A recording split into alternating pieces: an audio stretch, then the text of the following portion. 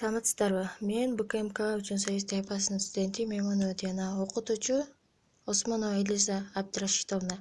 Сабактын аты философия. Сабактын темасы орус философиясы. Орус философиясынын калыптануу процесси узак убакытка созулган.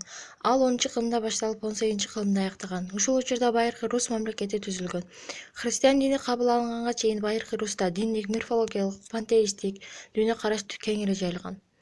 988-жылы христиан дини мамлекеттик дин катары кабыл алынат. Ушул убакытта христиандык көптөгөн китептер которулган. Диндик философиянын өнүгүүсүнө Иоанн Дамаскиндин авторитети чоң болгон. Философиялык ойлор болгон ойчулдары Кирилл жана Мефодий аркылуу жайылган.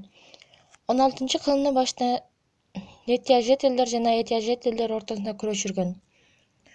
Ошондой эле традуалисттер менен модернисттердин көз караштары белгилүү болгон.